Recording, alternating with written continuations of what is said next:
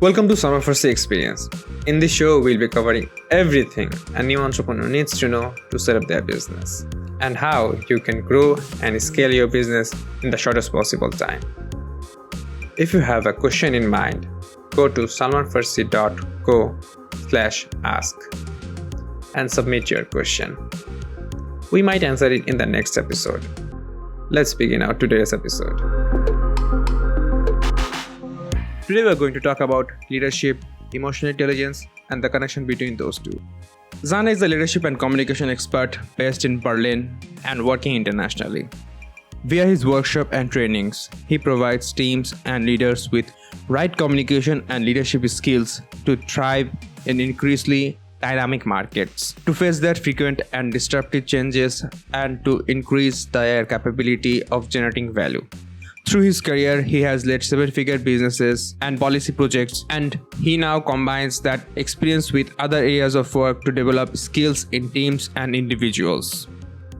Today, our guest is Edoardo Binda Zane. How are you? Actually, I'm a bit of nervous. I don't know why. No, don't be nervous. I'm good. Don't worry about that. Well, thank you for having me on the show. Thank you so much.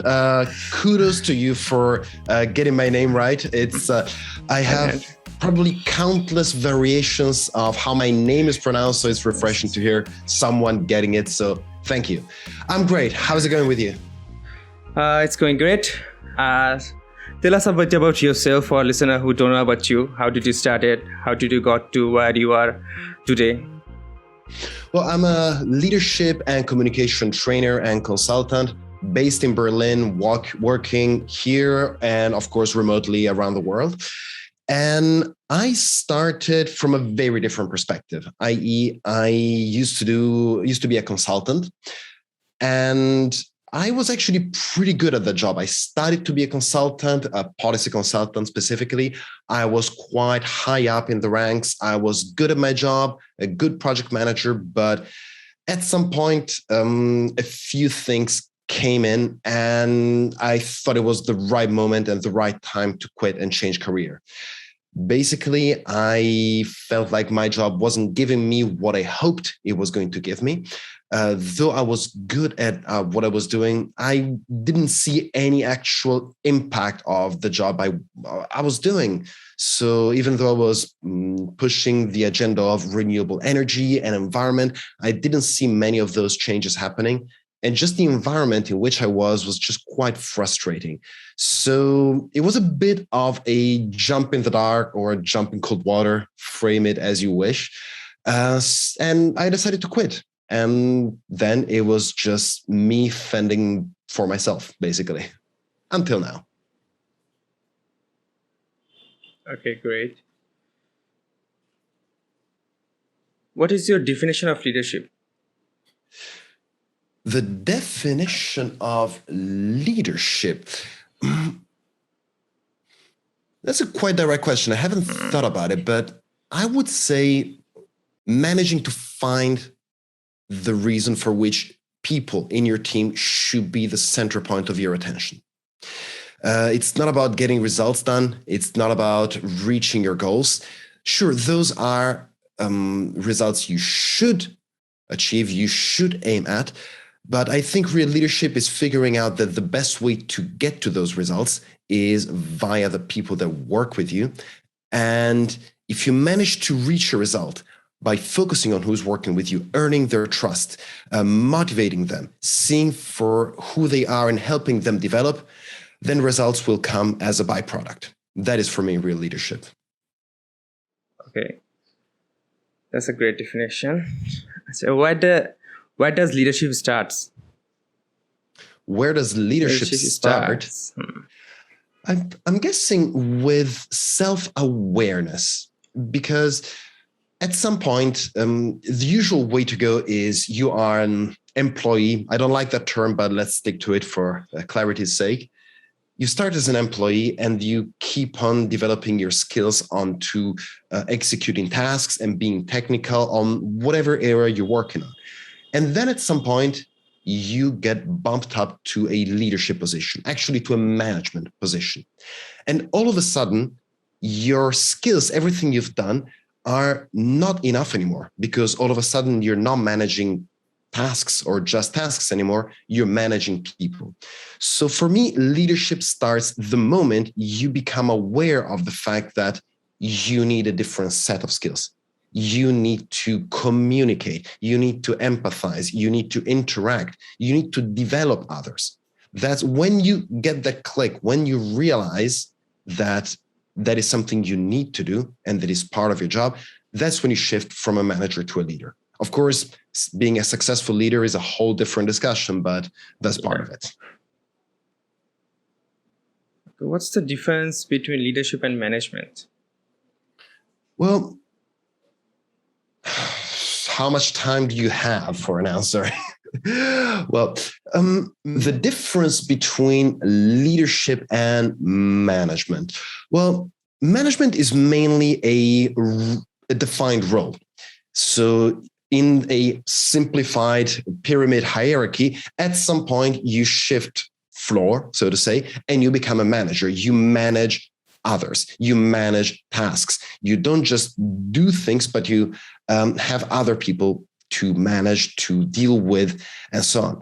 And making sure that they do their job well and they are respectful and they are on time, and controlling them is part of the job of a manager. Being a leader is a step ahead.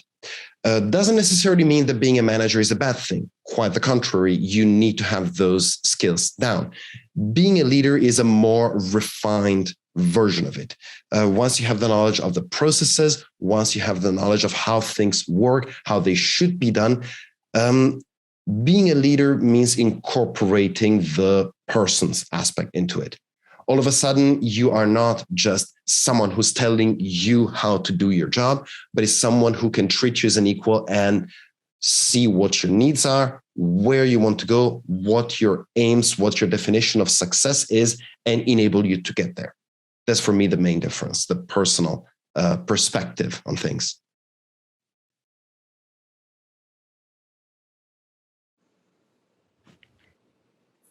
That was great. So how do someone develop leadership skills? My wife tells me that I am quite terrible at marketing, and this is why. I think there is no other way than doing it. You can read books, you should read and study and keep on looking at new material and new ways of getting inspired on how to develop, but you need to do the job. You need to put the hours in and test things with your team. Make sure that they know what you're doing and you're making some mistakes as well. That is also fine as long as you do the job. And once you put the hours in, once you manage to grow your skills by practice, well, that's how you become a leader. It's a skill. So think of it as playing the piano. You don't learn, you don't suddenly come into this world knowing how to play the piano. You need to know the theory of music and you need to practice. Same thing. You need to know the theory of leadership. You need to study whatever is interesting for you, and you need to put that into practice. There is no other way. And whoever is telling you that you can become a leader just by click and is selling you a course, that person is lying. Absolutely. So how do you study leadership? How do you study it? Leadership. Well, looking at books, looking around. I have personally found that the books that teach the most about leadership are the ones that talk about psychology, applied psychology, communication mainly, empathy, emotional intelligence, how our brain works. All of those aspects are so much more relevant in everyday life than a theoretical book about leadership. So to make it into practice, an example of a book about leadership would discuss, the 8 leadership styles that you can adopt in different situations. I'm making this up, but it's something that you could encounter in a book. And that is great, but that is something mostly and most of the time theoretical that describes what leadership should like in different situations. However, when it comes to putting it in practice, what are you supposed to do? Learn all of that by heart and be able to shift leadership styles like a machine. That unfortunately doesn't work. So when you look at material that looks at communication, at emotional intelligence, at interactions with others, and at how people's brains work, that allows you to read your situation more, allows you to read other people in a more accurate way. And that can be a much stronger base on which to then mount leadership styles that you can adopt. It gives you a much more accurate understanding of the environment you're in and the people that are in your environment. Does environment affect leadership? Could you specify the question? Okay. The environment you're in obviously affects yourself. Does this thing affect your leadership skills?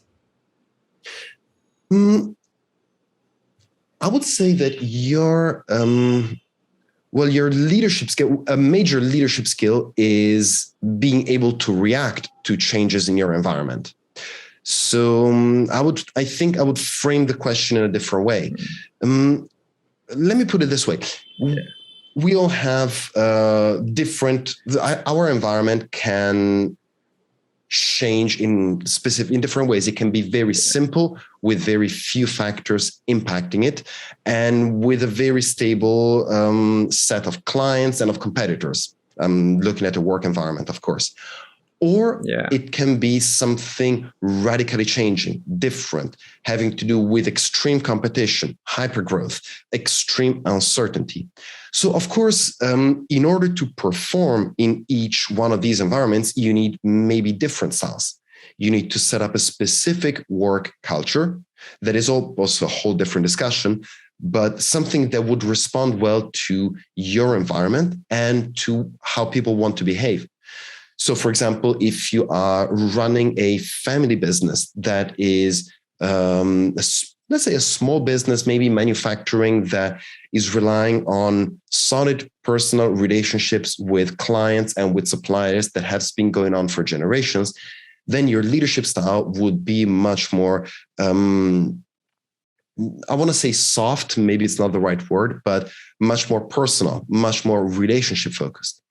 Whereas if you are in a hyper-competitive environment where competition is coming also internally to you're fighting for a position of, for an upper position in the hierarchy against people that are working with you all the time, then your leadership style is probably going to be extremely competitive, cutthroat, looking at performance, looking at hard skills and forgetting emotional intelligence, perhaps. I don't particularly agree with that. But if your environment demands that you adopt a specific leadership style in order to succeed, then probably you should follow it. And if that doesn't resonate with you, then maybe it's time to shift careers. Which leadership style is the best, according to you? The leadership style that is the best is like asking what's the country with the best food. So the consultant's answer is the only one that I can give you, which is it depends. It depends on the environment, as we said. It depends on your own values. So why are you doing what you're doing? What's your purpose? Does the way you lead others and you treat people resonate with what drives you? So each one of us has a best leadership style that is adapted to both the environment, the people you're working with, your values, who you are, and your orientation in general. The difficult part in this is, of course, figuring out what it is and understanding which one or understanding how to shift to a different one. And the only way to do it, going back to the discussion we had before, is to keep on working, keep on studying, getting to know yourself, being self-aware about where you are, and only then shifting to or moving towards the leadership style that you need to adopt. Okay, great one.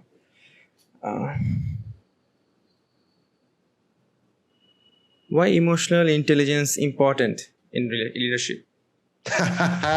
Love that question. Love the question because emotional intelligence is a huge part of what I do. So I'm going to give you a practical example of this. When I was working as a consultant, I was lucky enough to enter the consulting world at a very high level, meaning that I was consulting with the European Commission as a client. And that working at that level managed to let me see the good sides of it and the bad sides of it, stuff you only see if you're working in the trenches. So the good sides of it was working with people that were so far beyond my skills. So extremely technical, extremely gifted in whatever they were doing with a deep knowledge of the industry, the processes, and so on. People that I could learn from, and I did learn from at any step. But also what I did notice is that there was an utter lack most of the time of anything connected to emotional intelligence or soft skills at large. And being someone that was just merely basically interested in the topic, I noticed that by using some very basic skills, I still managed to outperform people that had many more years of experience than me in topics like persuasion, negotiation, interaction, communication, conflict resolution, speaking on stage, engaging others. And all of that gave me an extra, like a competitive advantage. So that is also one of the drivers that prompted me to shift away from my previous career and into this. And emotional intelligence is something that's been around for years, but it's something that I've seldom seen applied properly. And I've traced it down to a couple of specific reasons. First of all, is that the material that you have available right now is one of two types. The first one is either extremely theoretical and academic, which is great if that's what you're interested in, or there is a lot of quick consumption material online. So like the best 3 ways to get feedback or 4 ways to show empathy. So something that just gives you a snippet, but not really the whole process. And on the other hand, I have not seen a very practical, hands-on process on how to develop emotional intelligence specifically targeted for leaders. So this is something that I've taken extremely personal, and I've written and published a book on emotional intelligence for leaders, just to enable people to have a very brief, but very practical and still science-based guide on how to gain those advantages of emotional intelligence. And one of the things we miss about it is the fact that it's not an optional to have. People think that, sure, we need to have emotional intelligence, but first of all, we need to perform. We need to reach our goals, and no matter what. Once we reach them, then we can think about emotional intelligence, think about being friends, think about giving good feedback, and so on. However, that is wrong. If you look at the way, if you look at the numbers, if you look at the studies, for example, if you look at whether people trust their leader and by proxy their company, you see that there are practical, tangible results on that derive from building trust via emotional intelligence. Just to give you numbers, hoping that they will shock you and everyone else as much as they shock me. Developing trust and having trust in your leadership and by proxy in the company determines 25% of how well your team performs, and shows that people that work in a high trust company have 150% more productivity levels. So this means that if you can follow 2 projects, then you can follow 3 projects. That's a lot. You have minus 13% risk of less sick days, minus 40% risk of burnout, and minus 76% stress levels. All of those are tangible. outcomes with real impacts on the way your company works and the way your company performs. Or if you don't want to look at the company per se, you can look at your team. Those are the results. So that's a misconception about emotional intelligence in leadership. And that's why it's so key and so important to develop this point. I think I answered to your question, but I think I went away on a loop. I hope that's fine. It's something I'm very passionate about.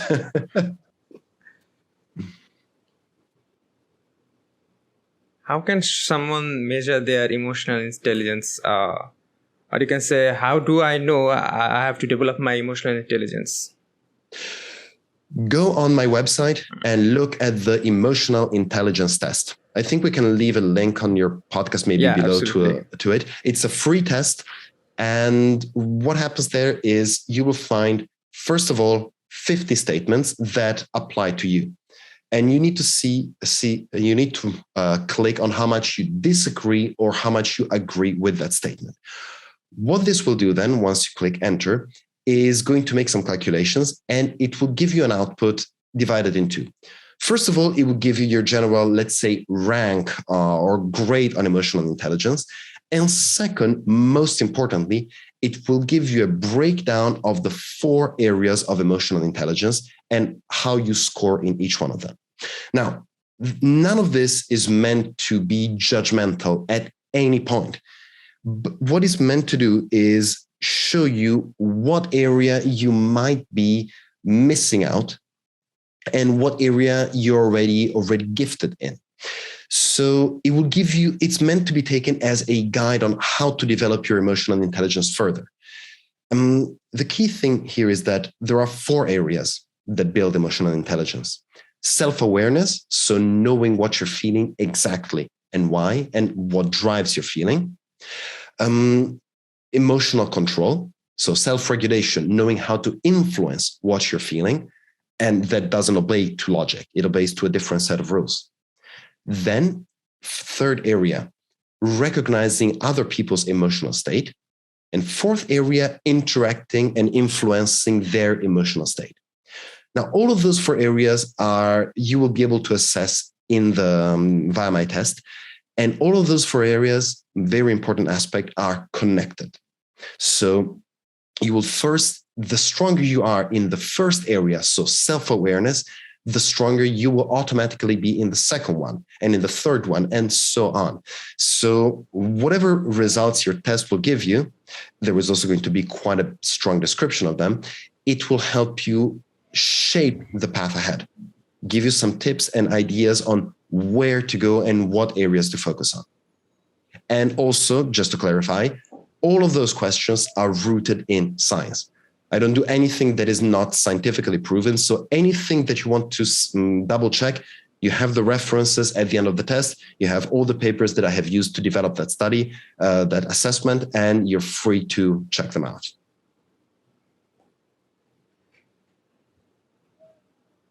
Okay. So how can someone develop their EQ or emotional intelligence? And By practicing and testing it out.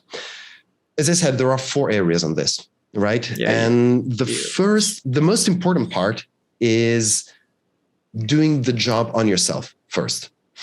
What is often uncomfortable is thinking about our own emotional state.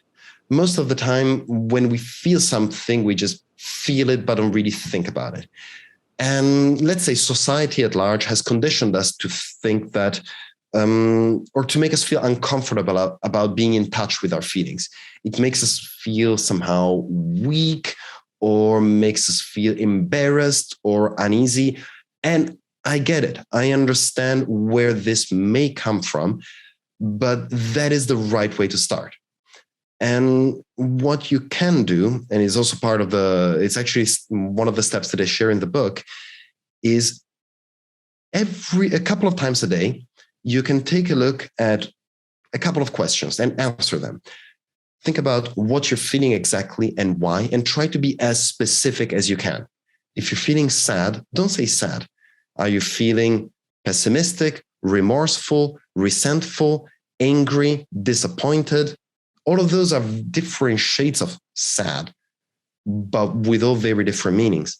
And once you can pinpoint what it is, in whatever language you're using, whatever meaning it has for you, try to figure out why you're feeling like that. What triggered that emotion specifically? And once you manage to do it, you will notice that it becomes more comfortable for you to think about your emotions, and you manage to understand more what is going on, what is driving your behavior in specific situations. Because if you are just nervous, snappy, unapproachable, aggressive as a leader with people in your office, that's not the right way to go. But if you don't know what is driving it, you cannot know what to do about it. So once you figure out what's driving this, what the reason is, then you can do something. And then you can be a better leader for your team. Otherwise, you don't even start. So if you want to start right now, think about what you're feeling exactly and why you're feeling this. And repeat this twice a day for a couple of weeks. You will notice a massive difference. It's a matter of practice. What you're feeling and why you're feeling it. Yeah, exactly. Yeah. Okay. Oh, is that a question for me? Nah, that was not a question. Okay, we'll just leave it. All right. What is the one thing you wish someone told you during your career journey? What is one thing that I wish someone told me during my career journey? I have a few questions. I have a few answers for this, but what I would say is I wish that someone had told me that I didn't know how to communicate well. Not me personally, but that a lot of us assume that we can communicate well just because we have communicated our whole life. And it's something that is a misconception most of the time. A lot of times we don't communicate decently even in a work environment. We think of an answer before other people can react. We are trying to push our agenda rather than trying to listen to the point that other people are having. And all of this is what creates massive conflicts, what can sink the culture of a team, what makes misconceptions happen, and that builds up tension. So if anyone had told me that being able to communicate well is not a given, but it's an acquired skill, and someone had told me that I should rather look at that instead of looking at technical skills at some point in my career, that would have helped me quite a lot more, especially in the early stages of my career. I'm talking about before becoming a leader as well. Actually, I believe I can't communicate that much well. Well, I would say the best thing you can do is read. I don't know if I have it at hand. It's there. It's one of this book here. It's called "If I Could Understand You, Would I Have This Look on My Face?" It's a book by Alan Alda. He's also a fairly famous Hollywood actor. And he's done a massive exploration on communication. And I encourage you to pick that up and read it. It will open up quite a few interesting areas for you to explore in how you communicate and how you present. So I would say if you want something quick and easy to do, get the book and read it. It's a very fun and very easy read, and I cannot suggest it enough. I will definitely read that book. Okay, we are almost at the end. What's your advice for the people who have just started their business? My advice for people who just started their business, that nobody cares about you, about what you do, about your background. Nobody cares. That's the biggest lesson I had to learn on my own skin as I started my business. Nobody cares about how much effort you put in developing their product. Nobody cares about what your journey has been, what you've done. People only care about what you can do for them. And that's the only thing they want to know. So unless you know exactly who your customers are, what they want, and what you can do for them, and what you can tell, how you can tell them, how you can reach them, well, don't do anything else. Focus on understanding them first. And everything else, who you are, your journey, or so on, sure, can be on your website, can be something done later on. But I've noticed that on myself. And had I put more effort in this, I would have had an easier start. This would be my advice, and the only one I would say I would give to people starting off their business beforehand. That's a great advice. Okay, where can our listeners find you? Well, you can find me, first of all, on my website, that is ebz-coaching.com. You can find me on LinkedIn, on Instagram. I'm fairly active there as well. If you want, you can listen to my podcast. It's called Snippets of Leadership, and probably we can link to all of this in the episode. And just honestly, feel free to reach out to me. I'll be very happy to engage with you on social media, on email, and however you wish. Okay, that's how we end it. Okay, thank you so much. Thank you so much for having me. It's been a great pleasure to engage with you and with your audience like this. It's my honor to have you on my show. Thanks for joining us today. Hit the subscribe button, and if you're listening this on Apple Podcast, please leave a review. This will really help us to make our future episodes better.